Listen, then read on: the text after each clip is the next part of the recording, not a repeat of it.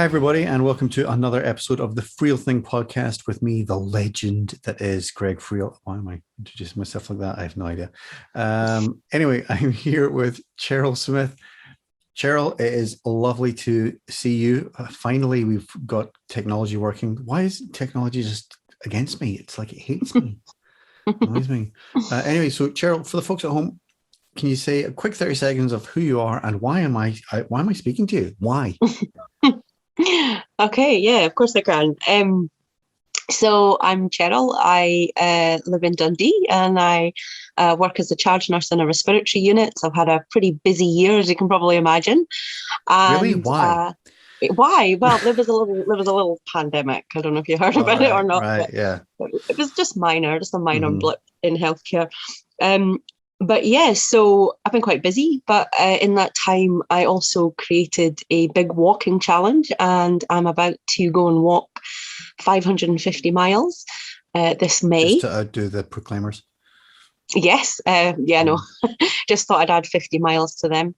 And yeah, I'm raising a bit of awareness around mental wellness. Mm-hmm. And I also am raising money for a charity. And so, yeah, I'm here What's the to talk charity? about that. The Scottish Association for Mental Health, or SAMH, as is easier to say. Mm-hmm. So fantastic charity, doing a lot in Scotland Excellent, yeah. to create change in mental health and help people who are experiencing difficulties and the people that look after them. So Yeah. good charity. Yeah. I mean, and obviously with your day job, you are in the thick of it, as it were. Mm-hmm. I can imagine it's been quite the year for you. Yes, quite the year is a little understatement. I mean, it's been challenging. There's no two ways about that. But it's also been very interesting to be part of. It's been very sad in a lot of ways. Mm-hmm.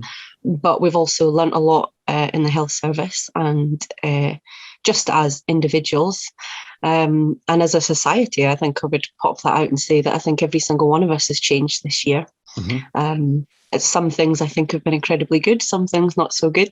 Yeah. But yeah, it's been interesting. I think that's the word I would use for it. And, obviously you've been working, have you actually been working directly in, COVID units and that side of things? I did a small stint, but we actually didn't, as a respiratory unit, didn't turn into COVID. But some of our staff were redeployed down, and I knew a lot of people who did. And I would pick up the odd overtime shift because there was a lot of overtime working with COVID. Mm-hmm. So I did experience it, certainly, not in the way that some of my colleagues have really had to tirelessly work through it. But it impacted the whole of healthcare. It didn't just impact the areas that were dealing with COVID. It really changed the way in which we deliver healthcare as a whole. Mm-hmm. So I think everyone who has worked on, I'm talking about healthcare because it's my background, but there's not a single person not been affected this year by what has just happened. So, and I mean, has your background always been in healthcare? How long have you worked as a nurse? Oh goodness, I can't remember. I'm trying to forget, probably. I think about 14, 15 years I've worked in healthcare. Really? That long? Yeah. I How studied do you look so young? It's all the walking. The walking is good the for you. fresh air and exercise. Young. There's also some good genetics. My mum looks young for her age, so we can thank her. But I studied psychology before that, and I did a lot of traveling when I left school. So there was quite a few years. I think I was 21 when I first started studying nursing. So right, okay. And it's interesting how you're doing this walk for SAMH, the mental health charity. What has brought that to your attention? What's been the sort of main reason for you choosing that charity? Well, my own personal story, I suppose. I too really struggled with my mental health for a lot of years.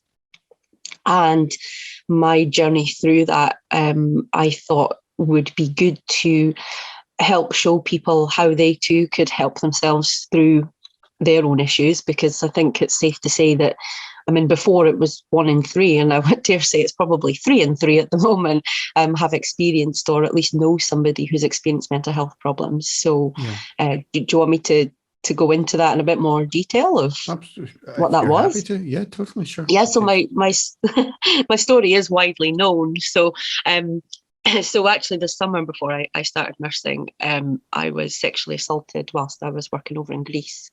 And that led to, I think, 14 years of me suffering, is the only way I would describe it, with mental health problem. And I wasn't ill the entire time. It would come in waves, but I was incredibly unwell, suffered with anxiety, depression, had an eating disorder.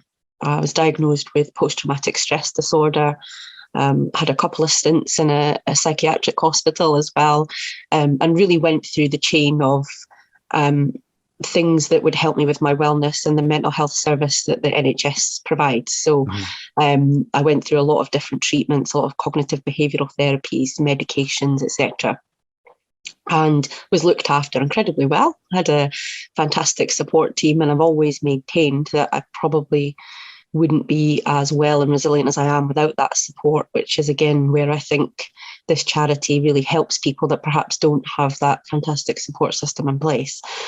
So I went through all of that, and then I think October last year was World Mental Health Day, and I don't know what possessed me, but I thought I would take to social media and share my story and share what I'd discovered and the ways in which I keep myself well. And some of those are the things that I learned through the health service, but some of those were a lot of mindfulness and meditation and walking. And I just went online. I told people, probably in a bit more detail, what I've just summarised there. And it was received incredibly well. And actually, it turned out to help a lot of people. And that, coupled with the challenge, has been something that is now, I've created conversation. I think it's important that we have this conversation, and it's important that we have people that show other people what is possible. So it's been a real honour to be part of that, actually. No, absolutely. I mean, I certainly my experience of people who I've interviewed on this podcast and before as well, have had sort of similar experiences. It's the sharing of their story that really is the powerful thing.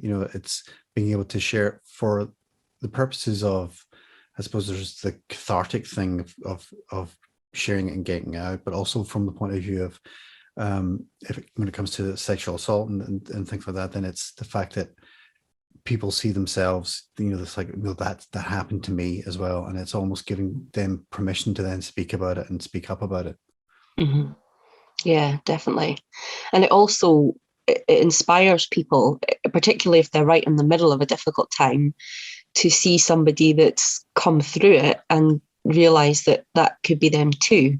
And I actually had a lot of people reach out and tell me that, and unfortunately what happened to me is incredibly common, and actually reach out to me, and I was the first person they'd ever told, which was a big responsibility, as you can imagine. But I was incredibly honoured, to be honest, that people would confide that in me, because they'd seen me be so open and honest in a public way, that they felt like it was something that they could talk about and then go and seek the kind of help that they were needing for that. So I think these conversations are important, first of all, because it's not an acceptable thing to happen to anybody.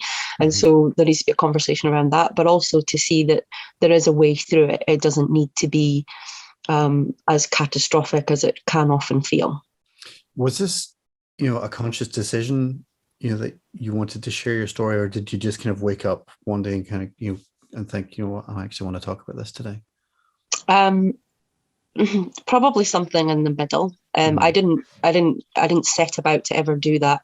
I had actually connected with somebody who I had told, it was somebody who I thought was going to help me, and they actually said that my story was really inspiring and they wanted to interview me on one of their channels.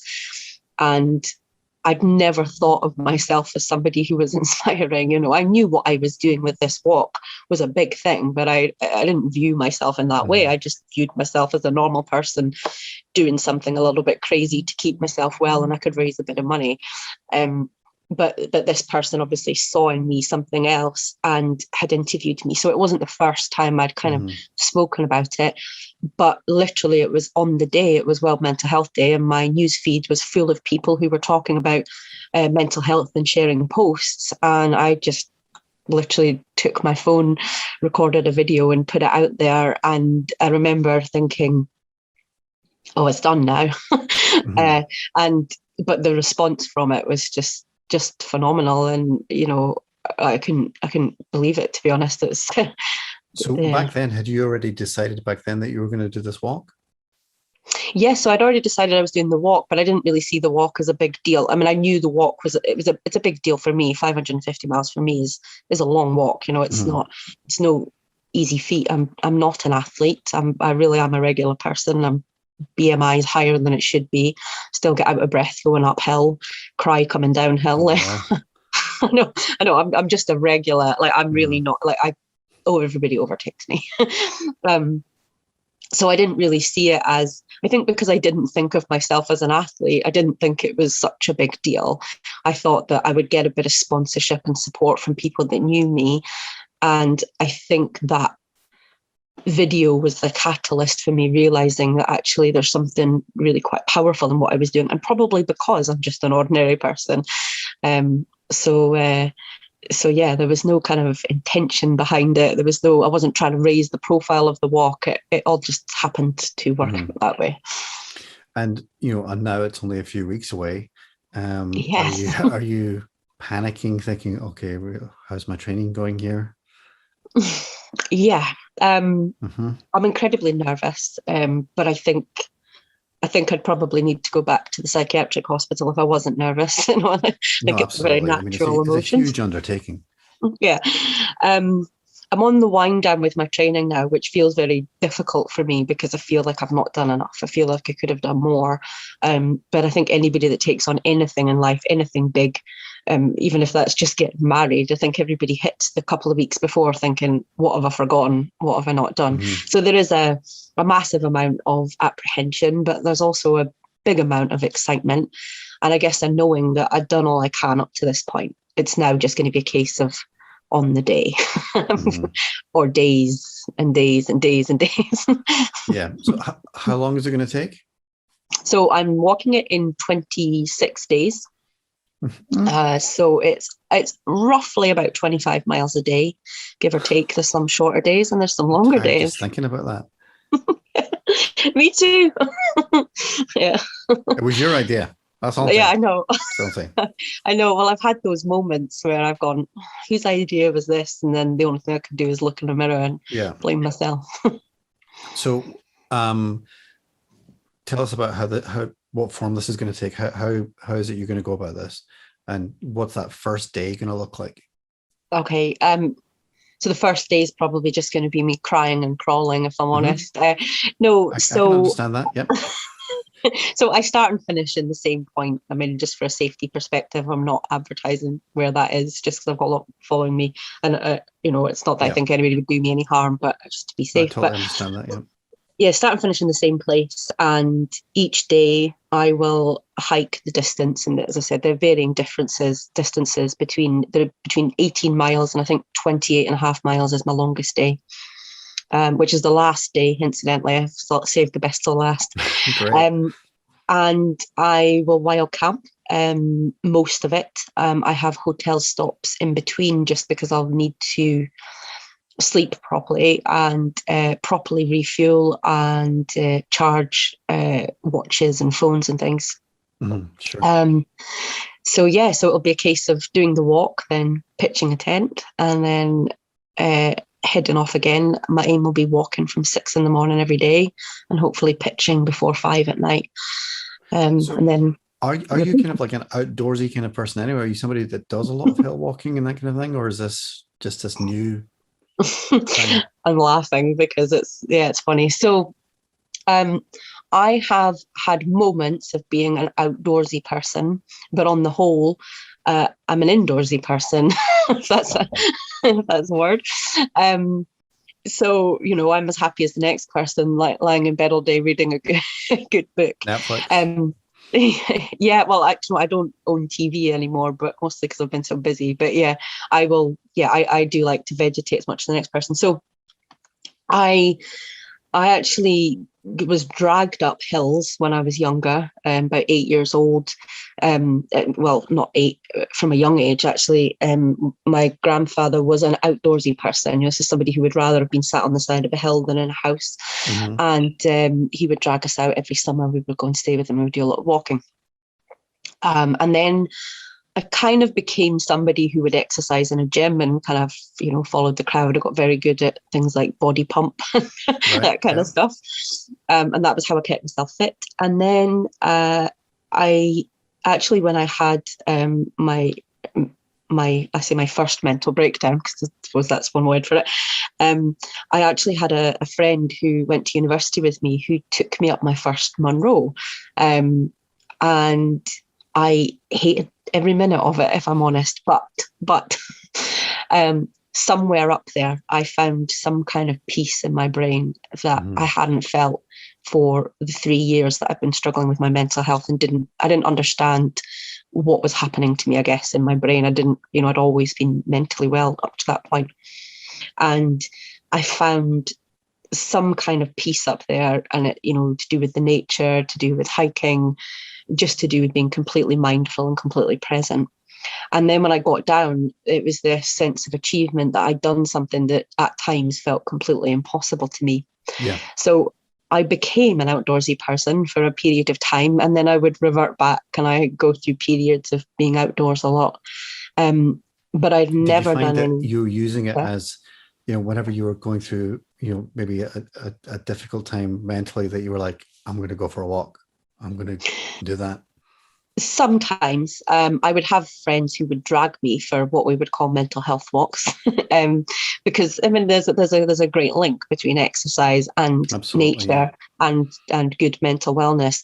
But I don't know that it was ever necessarily a conscious effort. A couple of years ago, I was going through a divorce, so another sort of difficult time for me, and I actually started taking to the outdoors then, but that was more of a conscious thing, because by that point I really understood my mental health and I understood what kept me well.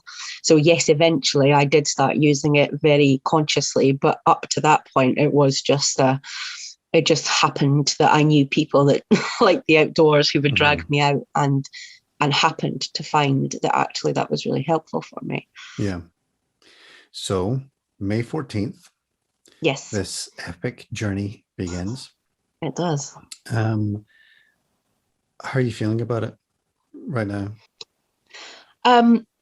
Today, I'm incredibly excited. I've been doing a bit of packing and checking my kit today. I've had some deliveries of gas and stuff that I'm going to need while I'm out there. So today I feel quite excited. My mum just bought me a pair of sunglasses for walking. So yeah, it's been a good one. Absolutely. I know it's been an exciting day. But I do, of course, have moments of real incredible self-doubt that I'm capable of this. Somewhere deep down, though, I know I very much think of this challenge like my mental health. And there were days when I didn't think I could continue, and it is just literally one foot in front of the other.